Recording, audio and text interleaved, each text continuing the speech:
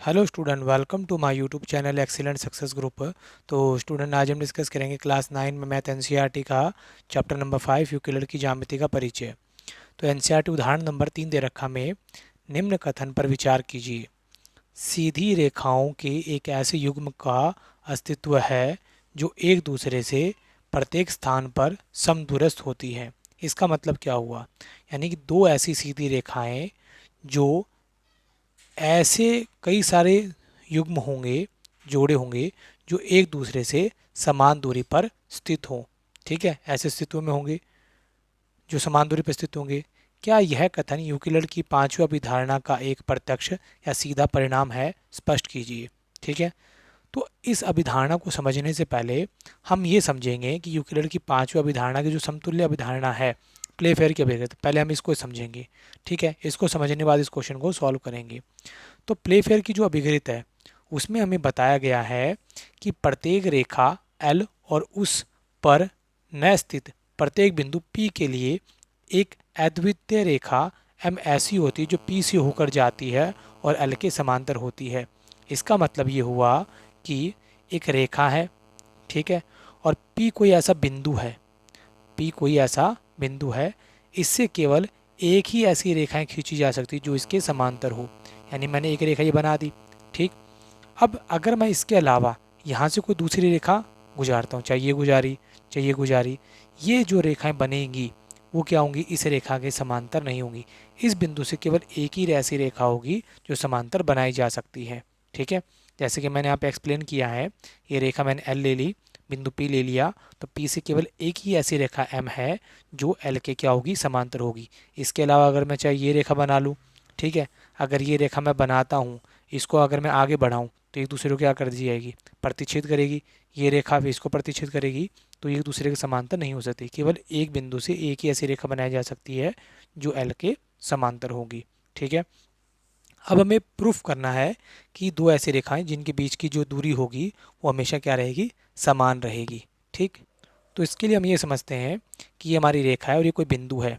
ठीक है, इस बिंदु पर जो इसकी लंबाई होगी, ठीक है, जो इसकी ये जो लंब डाला गया होगा, ये इसकी क्या होगी? एक तरीके से लंबाई होगी, किसी बिंदु से इसके बीच की दूरी। तो प्ले फेयर एक्सियम के अकॉर्डिंगली, यानी प्ले फेयर की अभिगत के अनुसार, दो रेखाएं ऐसी जो समांतर हैं, इनके बीच में मैं मान लो ये रेखा मैंने एल ले ली, सॉरी ये एम ले ली और ये एल ले ली, इससे मैं इसके ऊपर क्या डालता हूँ? लंब डालता हूँ।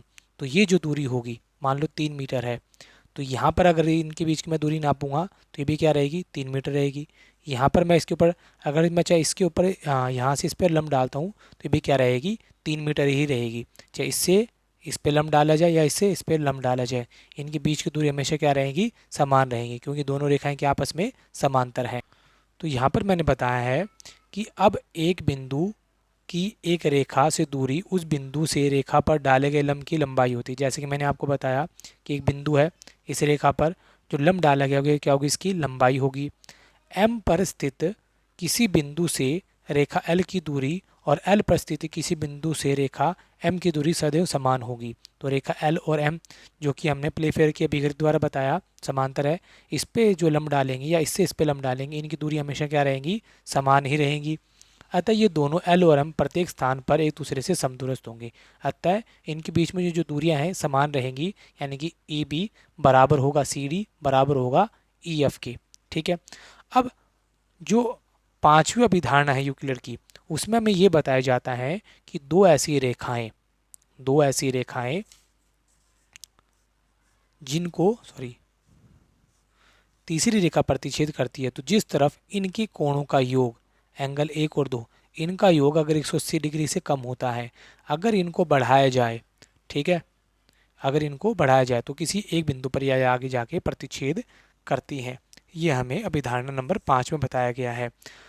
तो प्ले फेयर की जो अभिक्रिया है वो भी कुछ इसी तरीके से इसे लिंक करती है। उसमें भी दो रेखाएं आपस में क्या होती है? समांतर होती हैं।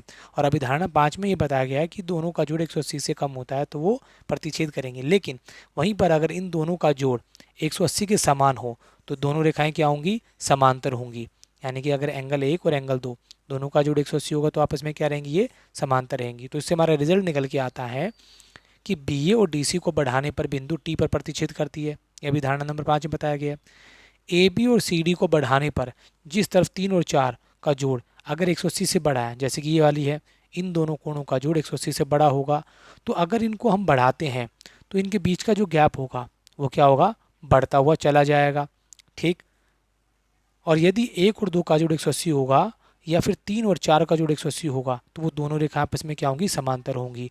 और ये जो अभिधारणा है ये हमारी प्लेफेयर की जो अभिकृत है उसके बिल्कुल समतुल्य ही है। वहाँ पर भी समांतर रेखाओं के बारे में बताया गया है और अभिधारणा 5 में भी बताया गया है कि जोड़ अगर 180 से कम होगा तो वो प्रतिच्छेद करेंगी, लेकिन अगर समान होगा तो वो हमेशा समांतर ही होंगी। ठीक। और इसी के साथ हमारा उदाहरण नंबर 3 यहाँ पे कंप्लीट होता है।